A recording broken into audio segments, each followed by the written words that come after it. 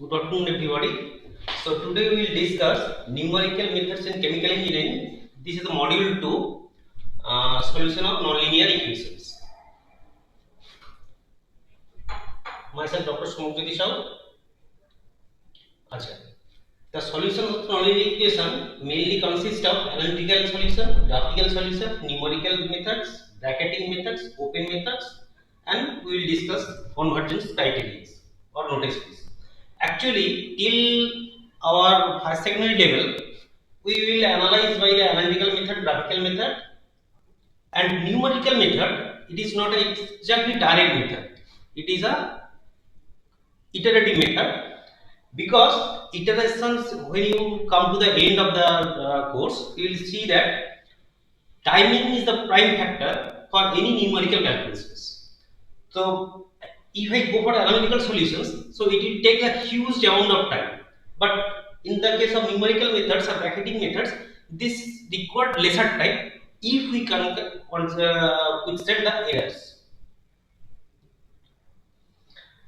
So many problems in science and engineering expressed as a definite continuous function fx. The primary thing is that the fx should be continuous. Then find the value of r such that fr equals to 0. So we have to find out the value of r where fr is equals to 0. So r will be the root of the equations. And also see that fx may contains the multiple number of roots. It may be 1, it may be 2, it may be 3. Or multiplicity of roots means same root multiple times. This is one factor. Another factor, the complex root may come in the scenario. Now see this equation: x to the power 4 minus 3x cube minus 7x square plus 15x equals to minus 80. If we calculate, the roots are minus 2, repeated root at minus 3, repeated root at 3, and another root is minus 1. So we can write it x plus 2 into x minus 3 square into x plus 1. The equation has two simple roots, minus 1 and minus 2, and a repeated root 3, that we call the multiplicity factor of 2. So suppose this equation is x minus 3 cube, so multiplicity factor will be 3. Example: 2 and 3 are the zeros of the functions. In the previous example,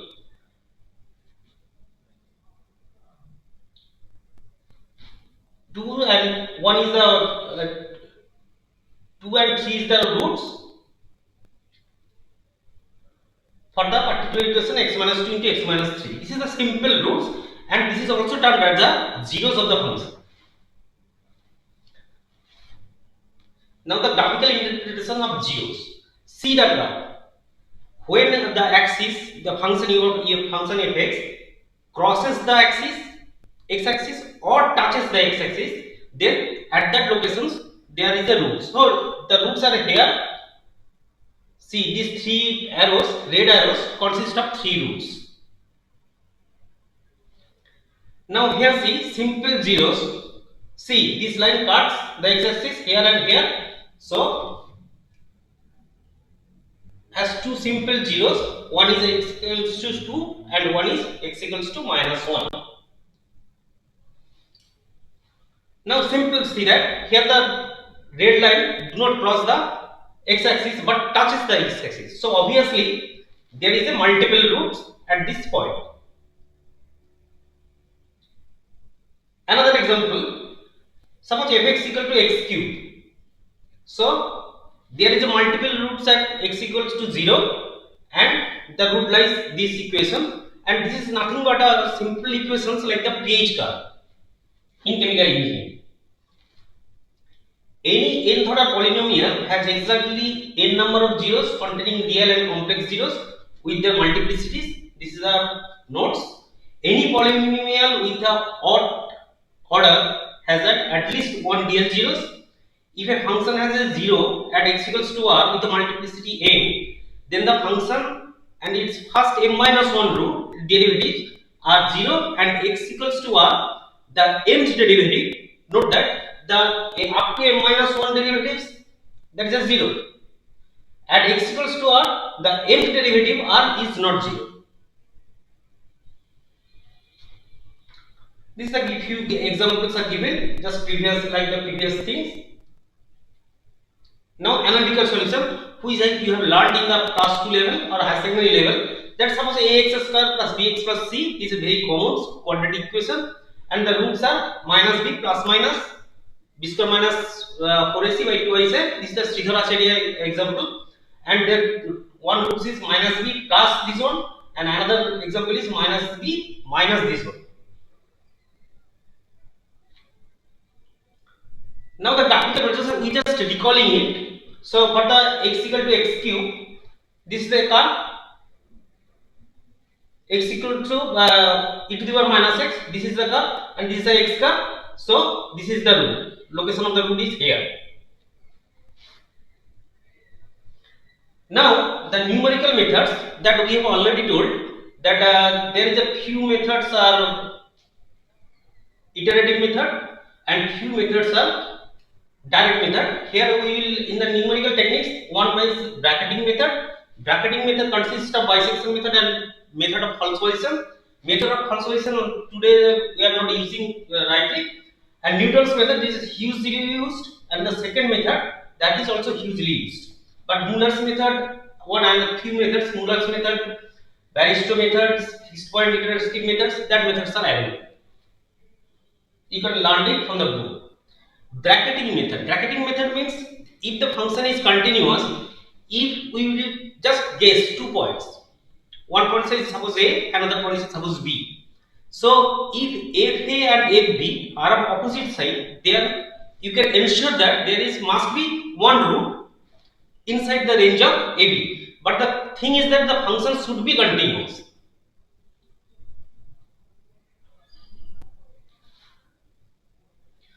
In the open methods, the method starts with one or more initial guesses point. In each iteration, a new guess of the root is obtained. Open methods are usually most efficient than the bracketing method, and they may not converge to a root if your initial guess is not right now. Now we will go for the this is the convergence criteria. Convergence criteria means is epsilon is the amount of error which you can withstand. Suppose we are operating with a furnace. If the furnace temperature is 700 degree or 705 degree, it doesn't matter to you. But when you are operating, suppose you are working with the Laksa production, that is the linear alkyl benzene production. Here the temperature is 60. If it is plus minus 0.5 degree, the total product will be denatured. If the minus 0.5 degree, the production efficiency will be lost, and if the temperature is more than 0.5 degree, the total product Laksa will be damaged. So how much error we can withstand, that is important in the iterative method.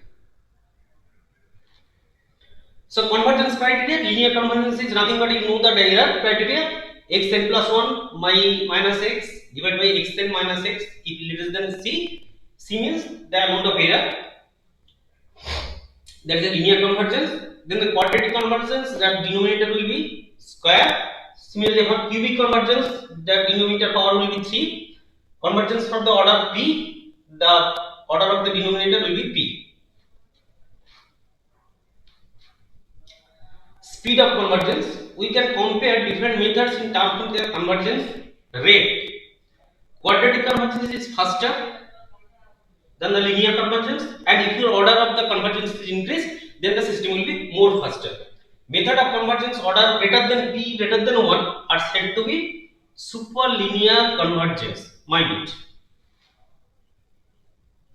Now we will discuss the bisection method. This is one of the primitive method, but till it is used in the numerical technique.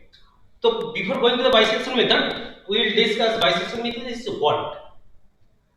Here the initial guess required is 2. Without 2 initial guess, you cannot solve this problem. The bisection method is one of the simplest methods to find the zeros of the nonlinear functions. It is also called the interval halving method. Means in each step you are just having the interval. This method systematically reduces the interval, and it does this by dividing the interval into two parts, two equal parts, performs the simplest test, and based on that results, half of the interval is thrown away and remaining half we will take consider for the next iteration. The main thing in the bisection method is that you cannot reduce the error to zero. Very close. If you now do the number of iterations more and more and more, till also there will be some amount of error. So this is not a error free. But till this is a faster method. When you are going on the programming, you will see that the MATLAB programming is given here. You will see that it will move, the computation load is minimum. See, just I will try to discuss these things. We will initially told you that fx is a function. We will initially guess 2 points. A and b is 2 points, and if fa and obviously here fa is positive, here fb is negative. So as fa and fb is one positive, one negative, means fa dot fb less than 0, less than how much? 1 or 0, how less than 0, then that at least one root is there. The function may have, and the main problem of the bisection method here, see, we call assume fa, a and b both are positive, but till there is some roots. So this by this function bisection method you cannot solve this thing. The function has at least has one real zeros. Bisection method can be used to find one of the zeros. So one by one you have to calculate the another zeros. And one another thing is that by bisection method you cannot get the complex roots. This is the main drawbacks of the method.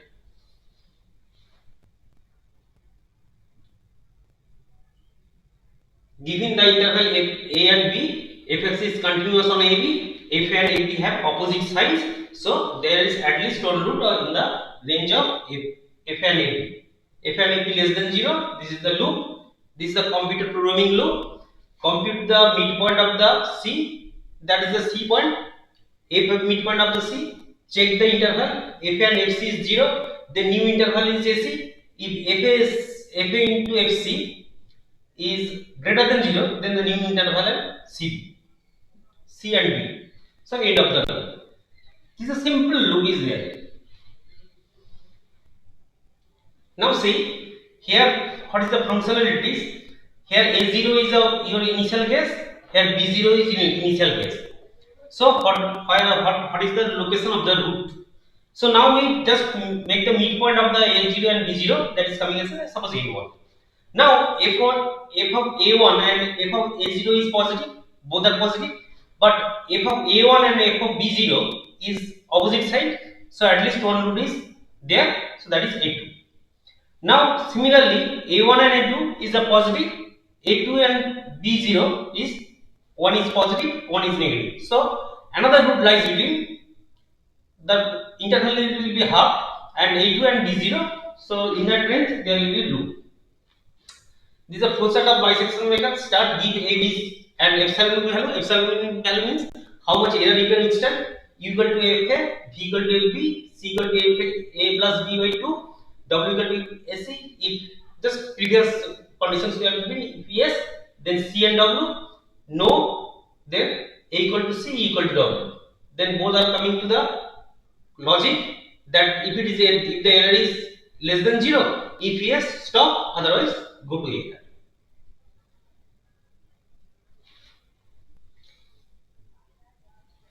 Now this is the question, fx equal to x cube minus 3x plus 1 in the interval of 0 and 2. So obviously f0 and f2 is greater than 0, fx is a continuous on 0 and 2, assumptions are not satisfied, bisection method cannot be used. Because if you calculate just, f0 is positive, f2 is also positive.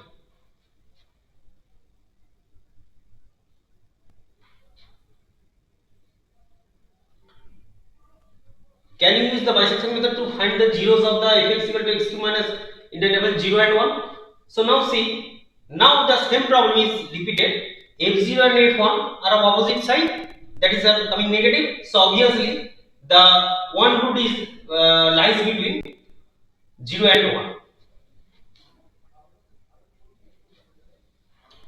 Best estimate and error level. Bisection method obtains an interval that is the guaranteed to contains the 0 of the function. Now the question is obviously coming, what is the best estimate of the zeros of the function fx? What is the error level in the obtained estimate?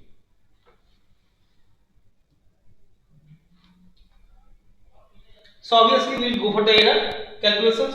Error is should be less than b minus a by 2. Two comments stopping criteria: stop after a fixed number of iterations. This is maybe one stopping criteria. And the stopping criteria: stop when the absolute error is less than the specified value, because epsilon value is given to you, that is say 0.005 or 10 to the minus 3. So these two is the criteria, but this criteria sometimes fails because it may be found that the error is more than what you can withstand. So Cn is the midpoint of the interval of the nth iteration. Cn is usually used as the estimate of the root. R is the zeros of the functions. So error after nth iteration, error equal to r minus Cn should be less than e to the power ea to the power n, that is a ba to the power n, means delta x 0 by 2n. Mind that this part delta x 0 means ultimately what you will coming after nth iteration, it should be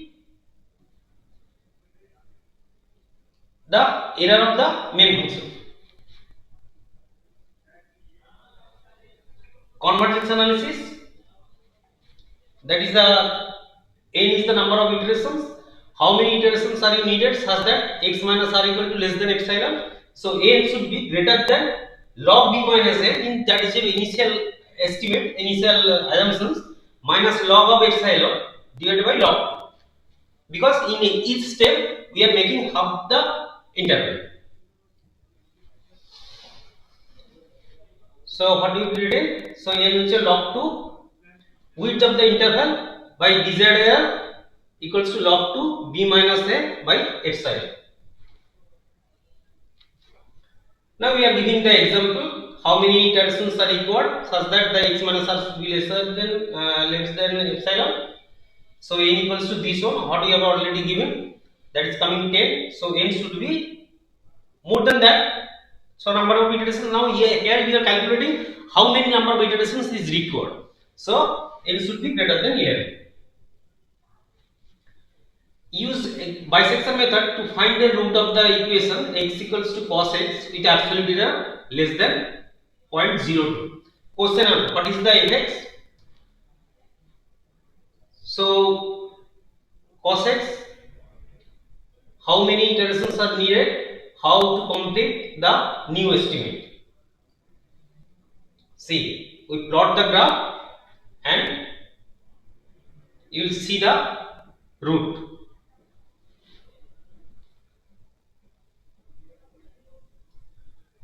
Initial interval a equals to 0.5, final interval b equals to 0.9. So point c equals to 0.07, error is less than 0.2. So similarly, now we will move 5 to 9, now 7 to 9, because this is negative, this is positive. So now this is coming, this is positive and this is positive. So the root lies between 0.7 and 0.8.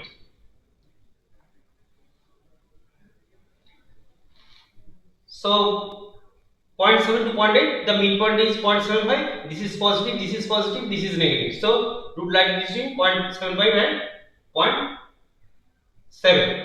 So 0.7 and 0.75, 0.725. By this way, you have to proceed and you will see that the error is decreasing one by one. Initially the error is 0.2, probably 0.1, then 0.05, then 0.025, then 0.0125. So summary: initial interval contains the root. After 5 iteration, interval constant containing the root. 0.75 to 0.75, and base estimate of the root is actually this is, if you calculate rigorously, you will get 0.775 is the main root, so error equals to less than 0.125. So I think this is sufficient for the bisection method. In the next session we will discuss the Newton-Raphson method or second method. Thank you.